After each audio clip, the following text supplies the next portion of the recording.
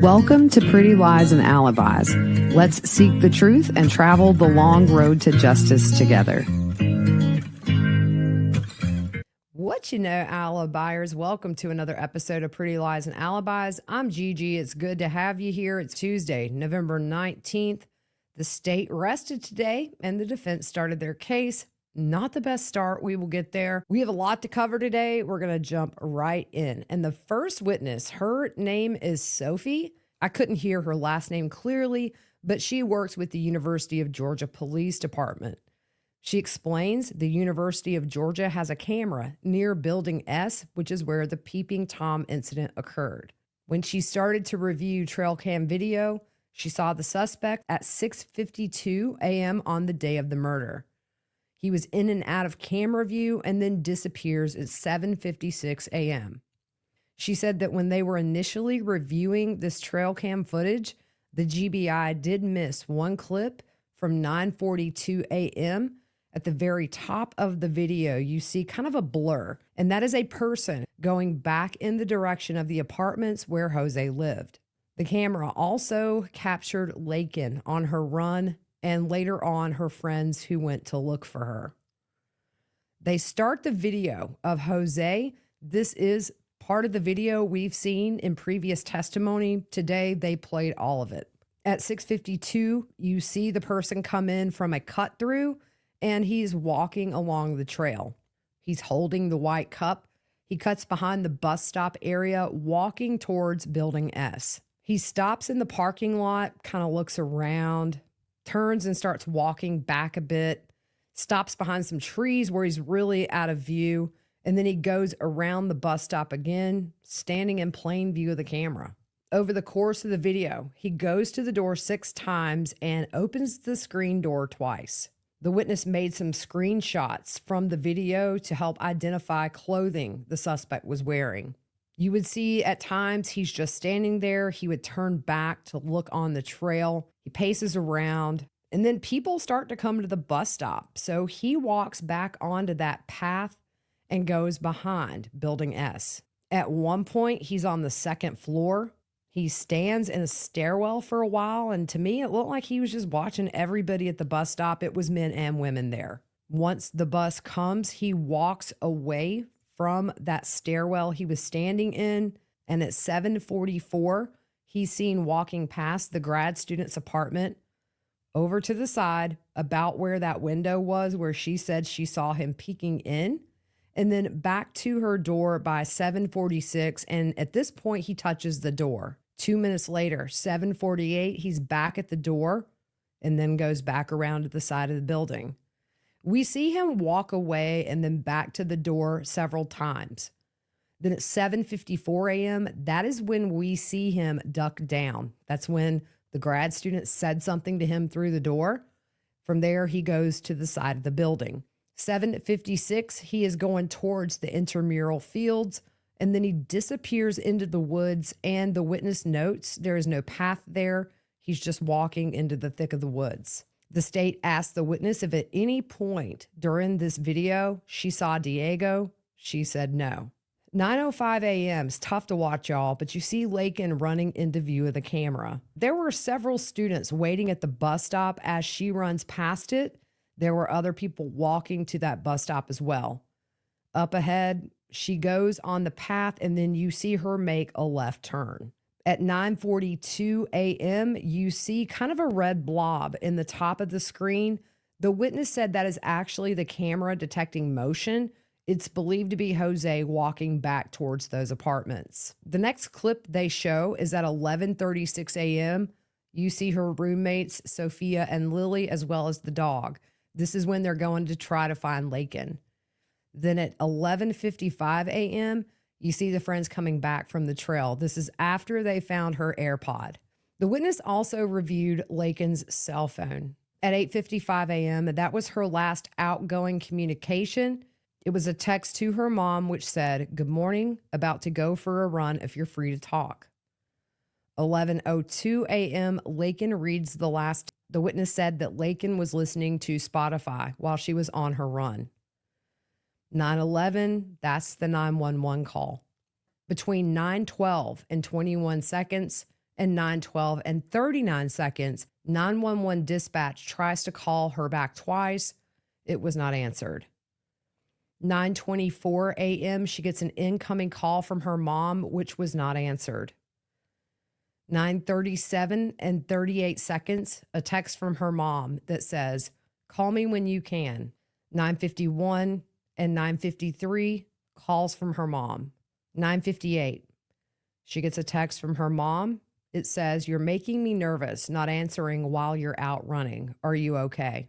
11:04 and 11:12, call from mom. 11:19, there's a call from her sister. And 11:47, a text from her mom. "Please call me. I'm worried sick about you." 12:07 p.m., there's a call from her mom. And at 12:20, there's a call from her stepfather. On cross, the defense asked when she prepared the summary for Laken's phone. The witness said about 2 or 3 weeks ago. The defense asked if that was before or after Sergeant Dickert got follow-up information about that 911 call and how it was placed. We talked about this yesterday. He said initially they thought maybe it was the SOS by holding down those buttons simultaneously, but then they found out that was not enabled on her phone, and they later found out she used that keypad. She said that when she was making the PowerPoint for trial, that's the time when they were discussing the issue. They asked when she was describing the clothing from the trail cam video, would she agree the person is wearing slides? Yes. They asked the witness if she went to the dining hall where Diego worked or the restaurant where Juan Carlos worked to see if they used the same kind of gloves that were found in the apartment. She did not. She's asked if on February 23rd, when officers made contact at the apartments with Diego, was she told that Diego had a mark on his face as well as a swollen eye? The state objects and says that that witness was here yesterday, and at this point, if she testified about it, it would be speculation. They ask if she saw it in the report, and she said yes. The defense asked if the witness is aware of a witness, Stephanie, who gave an interview to police, and did she include some of that in her affidavit? Yes. They asked her if she was aware of new information from the jail where Diego was being held from a few weeks ago.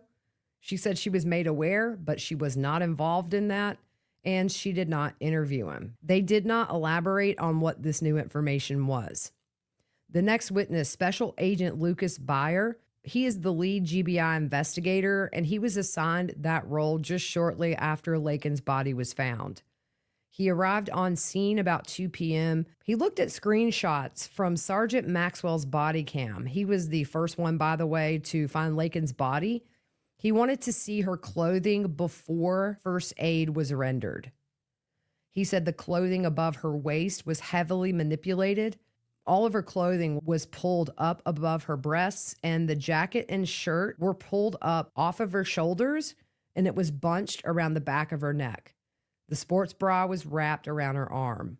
When he got to the scene, the jacket and sports bra were removed and on the ground next to her due to first aid attempts, but she still had her shoes, her socks, her black pants, and he noticed her underwear was poking out of the waistband of her running pants, and those pants were below her navel. He said the back of her pants were pulled down much lower than the front, which exposed part of her backside. He explained the swabs that they took from Laken's body were not tested. They knew 3 males had touched her without gloves on while trying to render aid, and also male first responders had touched her as well after the initial 3 officers tried. Another reason is we talked yesterday about how the officers were blowing a whistle to alert other officers and first responders to their location in the forest. And body cam footage showed that occasionally you could see the whistle would touch Laken's body. That would have deposited saliva on her person, and there just would have been a big mixture of a lot of DNA on her body. He went to Bolton Dining Hall the next day on the 23rd to look at surveillance video after they got information that Diego was employed there. They wanted to see if he was at work on the day of the murder. They show some videos from February the 20th up to the day of the murder. His shift was 3 to 11 p.m.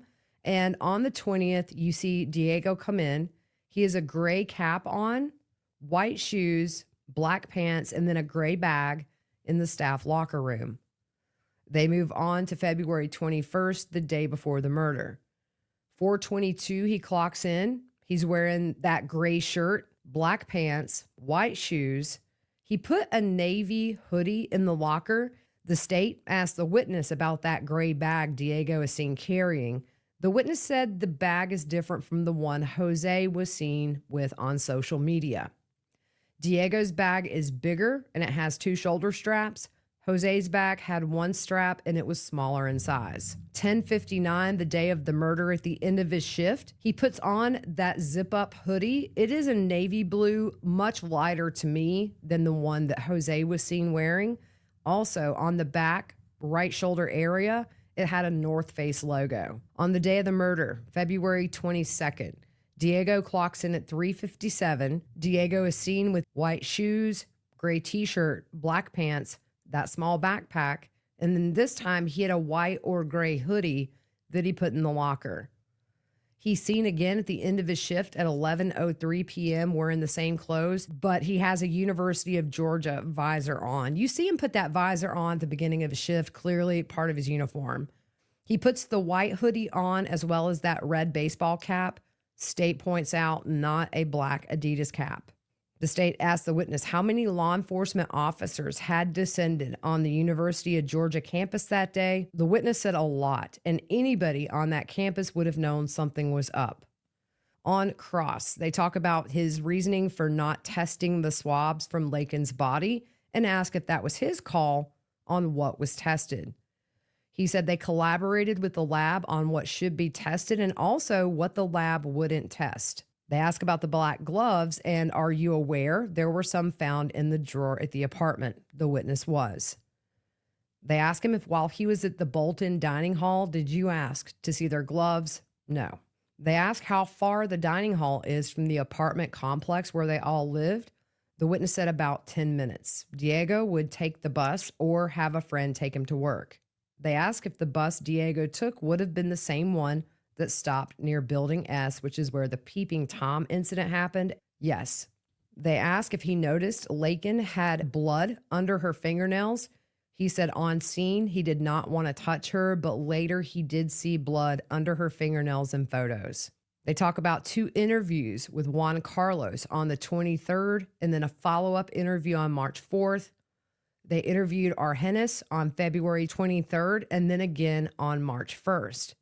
They ask, was there a follow-up interview with Diego? The witness said no. They ask if he's aware that GBI agents found black and orange gloves across from the apartment on February 23rd. He said yes, the trash can where they were found was across the road and near a gas station. They were collected, but he doesn't know if they were tested. They determined they were not of any evidentiary value due to the law enforcement activity in the area, and those were likely from that. They ask about discarded clothing found near a walking trail behind the apartment building where Jose lived. He said they were not tested. They determined they had been laying on the ground for an extended amount of time, and they were of no evidentiary value. The defense asked if they tested the contents of Diego's bag, including the black gloves. He said no. On redirect, the state asked if they had seen blood on the gloves that Diego had in his backpack. Would they have tested them? He says yes. The state also asked about the clothing that was found near the apartment building. The witness said that they had vegetation on them. It was clear they had been wet and dried several times, and there was nothing seen that looked like blood. The state asked, from the trail cam video the day of the murder, at any point, did you ever see Diego on that day? No. The defense gets back up and asks about Diego's demeanor when they were interviewing him. The witness said that Diego answered all their questions and he was calm. The defense asked something about Diego not being helpful. The witness said he wouldn't say that. He answered his questions for an hour and a half, and the witness did ask to re-interview Diego with his attorney. He was denied. Just a reminder, Diego at that point was in federal custody for that fraudulent green card. The state asked if when they did interview Diego, did he look to be injured? The witness said no. The defense called a witness out of order here, Charlie Krischer with the Athens-Clarke County Police Department. He was called to help translate at the apartments the day after the murder. He was the one that found that pile of clothing that clearly had been there a while. He called that in, but he didn't touch it. He was also the one that transported Diego, as well as collected some of his clothes, including the black Adidas hat. The witness said Diego said the hat was his. On cross by the state, he's asked to describe the clothing. The witness said they were wet. There was a lot of debris on top, and they seemed tarnished. They asked if Diego said the hat was his or was just part of his belongings. The witness said Diego said it was part of his belongings. We're going to flip-flop back over to the state's case. Sergeant Daniel Saunders, he was recalled to ask about that clothing. He echoed the past witnesses. He also added there was green rust corrosion on one of the buttons. Clothing was stained with dirt, and it was clear the clothing had been exposed to elements for a long time. The defense asked the witness if at least one officer disagreed that the clothes had been there a long time. The witness said the officer did write in the report it looked like they had been recently put there. But the state gets back up and asks the witness when he looked, the clothes looked very weathered. He said yes. The next witness, Valencia Johnson, she is with the Georgia Bureau of Investigations. She's a lab technician in the trace evidence section. She's the one that processes evidence for hair or fibers. If they find anything on evidence such as hair or fibers, that is kept in their lab, and from her, the items of evidence that originally came in would go to the forensic biology lab to be tested for fluids as well as DNA. So let's go through the items of evidence and what she found. For the 3 black gloves, there were possible hair and fibers from 2 of the gloves. She said they had holes and possibly had been stretched. She saw the hair on the jacket wrapped around the button.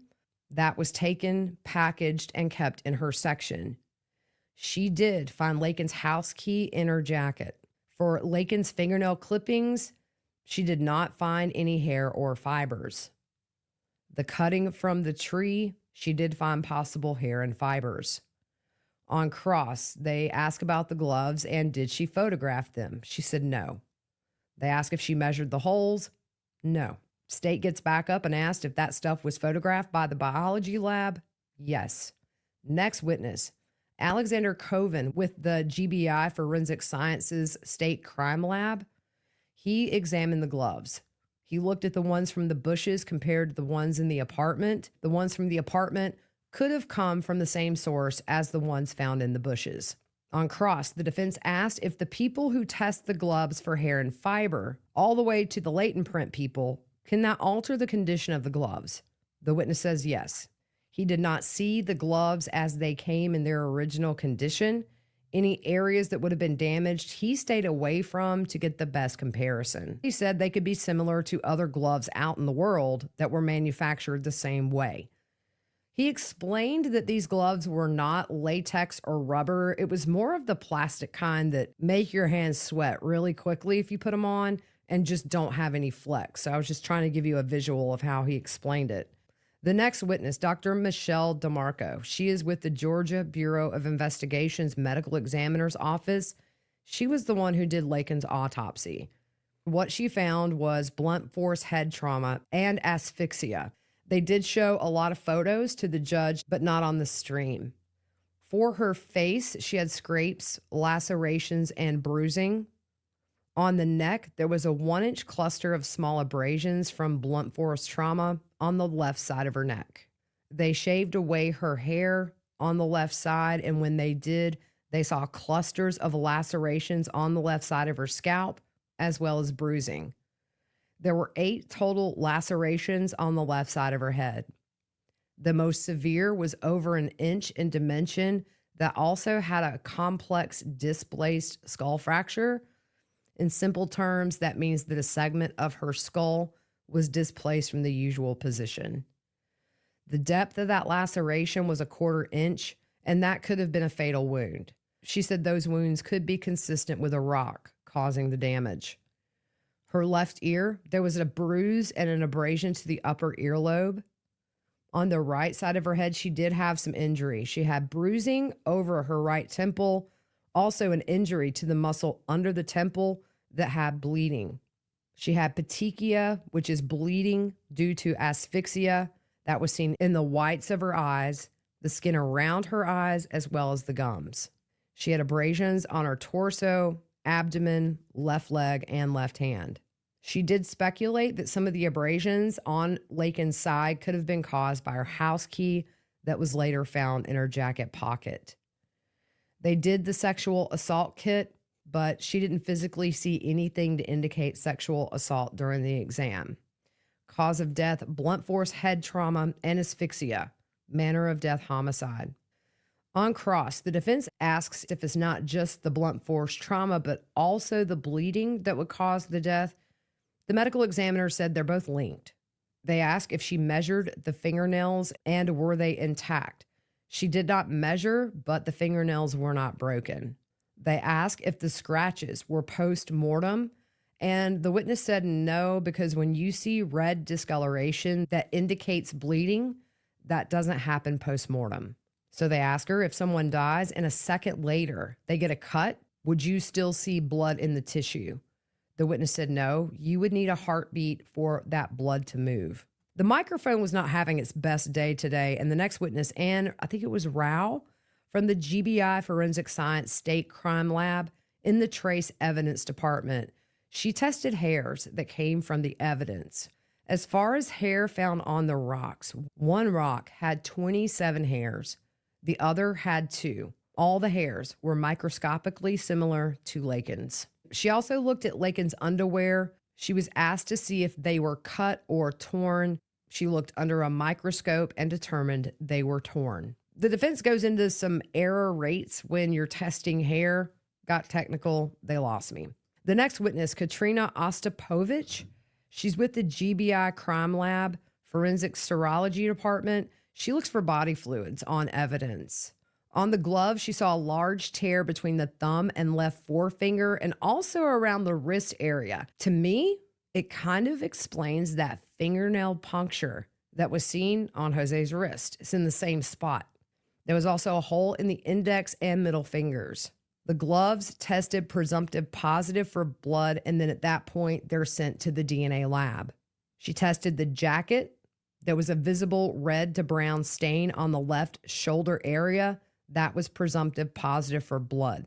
So she cut the stain out and sent that to the DNA lab.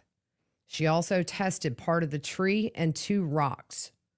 They were all presumptive positive for blood and went to the DNA lab.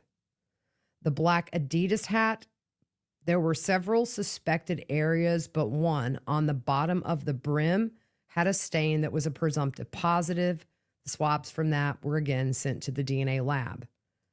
The white styrofoam cup, the cup itself was negative, but the straw was positive for saliva.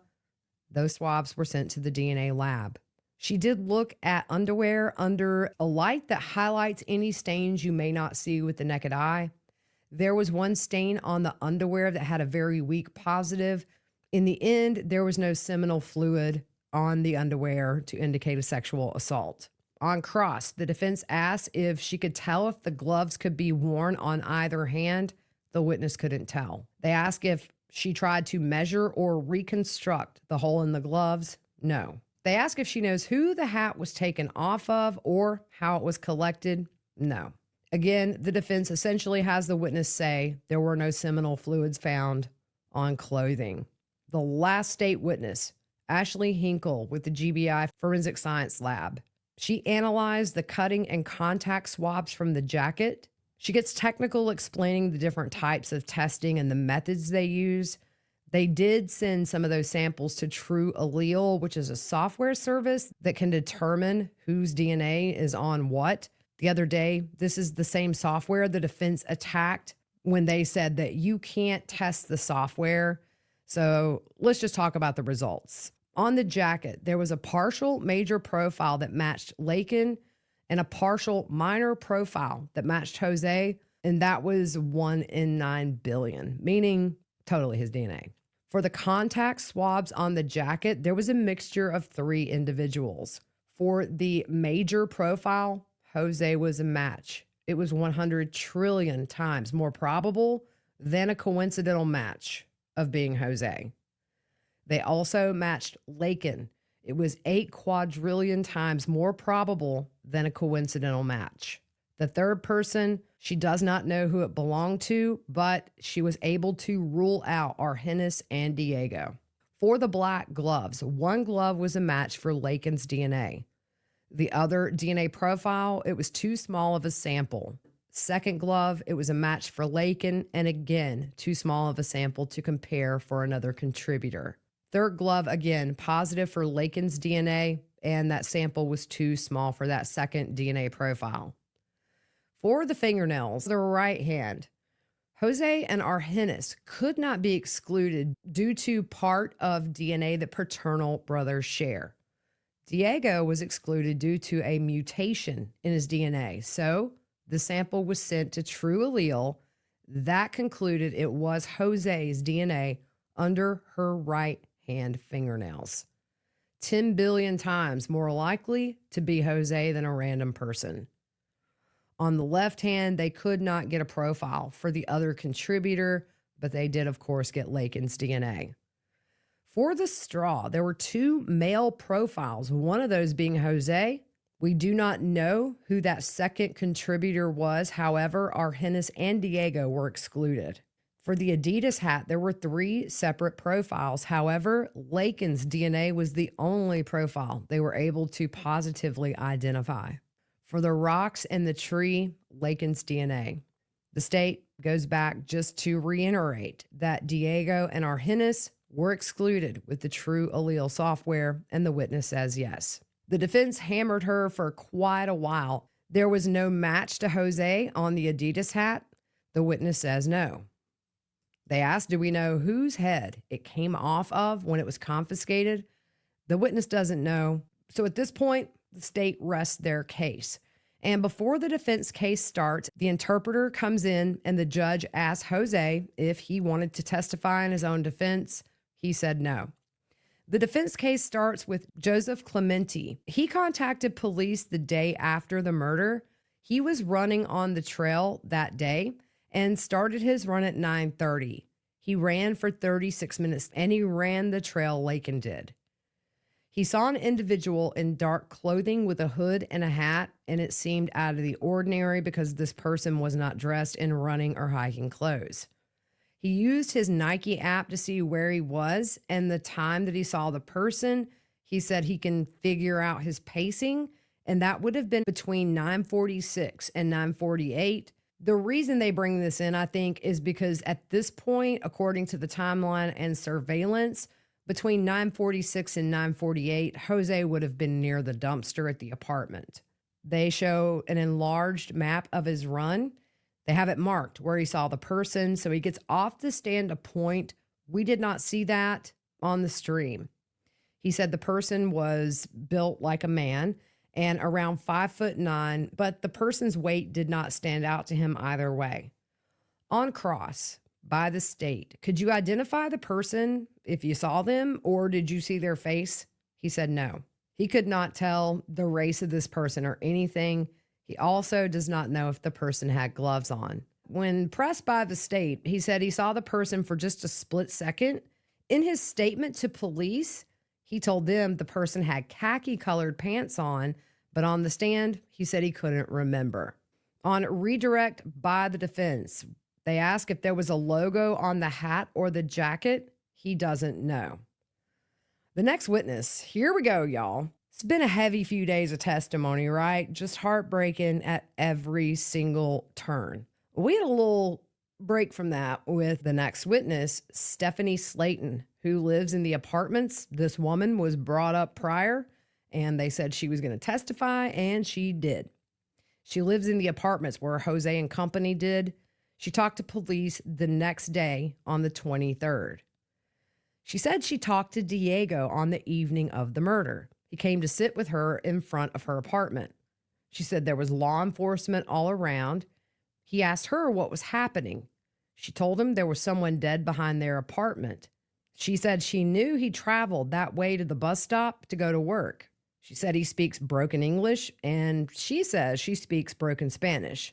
And she told him, if you saw anything, you need to say something now. She said 2 officers walked up and asked them what they were talking about, and she said, I told them what I just testified to. The moment they walked off, according to her, Diego spoke into a translator app and turned it around for her to see. And it said, if you tell them, I will tell them you did it, and I will kill you too. Y'all, prosecutor, when she got up for cross, she was trying to hold back a grin. And she asked the witness, do you speak Spanish? The witness said a little, but I'm not fluent. The state has her repeat what Diego said to the translation app, according to her. The state asked, was this on his phone? And then they say, but he never said he killed her or that he even saw her that day. Never said anything about Laken's murder? The witness says no. The state says, so before that, you're kicking it with him. You're talking about a murder. He asked you what was happening because he didn't know what was happening. And the witness said, no, he didn't know. State says your apartment was being swarmed and you and him are just outside your apartment. She said, I sit outside at night. And the state asked, well, this whole conversation begins with him asking what's going on. So tell me again what you told Diego. That someone had passed away behind their apartment. And she repeats, if you know anything or heard anything, please say something. But she says she can't speculate as to Diego's impression. The state says, so it was your birthday. What were you doing that day? She said she was upstairs with all the neighbors wondering about what was going on. And then she said she drank alone to celebrate her birthday. And then she talked to GBI about what she is testifying to here in court. State asked, when you talked to GBI, were you under the influence of alcohol? Yes. Didn't see this coming. The state says, you had a sexual relationship with Diego? Y'all, the witness says, I plead the fifth. The state's like, you don't have a constitutional right to plead the fifth. And then the witness says, yes. The state says, in fact, during the GBI interview on the 23rd, you said you got mad at Diego because you thought Diego was having sex with another woman. You bought him a phone and then you had it turned off. The witness said, not a relationship with another woman. I saw a video on the phone. He was in the club and someone was twerking on him. I bought the phone for him to find employment, not to make videos like that. State says, well, you told the GBI you thought he was blanking someone else. The witness says, yes. Prosecutor said, well, we're all adults in here and I have to say it, but you said you thought he was effing somebody else. Effing is your word, not mine. And the witness says, yes. Prosecutor takes an exhibit to her and asked if she's on active probation. She said, yes, she is, and says she is sacrificing a lot to tell the truth so that this girl can have justice. The state asked her, he never told you he killed Laken? The witness says, no. Redirect. You came forward with this information? The witness said, I came forward to help whoever is responsible pay for ending her life. They asked if she allowed them to download her phone voluntarily. She says a word salad, couldn't understand it. They ask if she is under a court order to be there. Yes. The next witness was supposed to be Diego, who, had he taken the stand, he opted out of being recorded. He is also in federal custody, but the state had him transported, and then they let the defense know they were not planning to call him. The defense said they wanted to call him to the stand. He has pending sentencing in federal court, and he has an attorney who prefers Diego not be called without the attorney being there. The defense says, we thought he had an attorney who had been in touch with him, but that attorney said they had a conflict of interest and they got him new counsel. They learned his attorney could not be there this afternoon. He was 2 hours away from Athens, but said he would advise Diego not to testify due to the fact that he has sentencing pending. The prosecutor gets up and said they did have him transported for either side. However, she's never spoken to Diego nor his attorney, and as a prosecutor, she does not want him to testify without an attorney. The defense said they also have another federal inmate downstairs. He is there from an Atlanta immigration facility. He says, we contend that while in custody recently, and the state stands up and says, get his attorney here. The judge interrupts and says that if Diego's attorney doesn't want him to testify, he doesn't think they should delay the trial for that purpose. The defense says they would like to call their next witness to testify to what Diego apparently has said, this new information. The judge said that he hears an objection coming about hearsay, but he says until they get there, he can't rule. The prosecution takes a moment to step outside to make contact with Diego's current attorney. They come back and the judge just says they're going to adjourn for the day, pick up with the rest of the defense case tomorrow and go from there. He says take Mr. Ibarra back and have him here in the morning.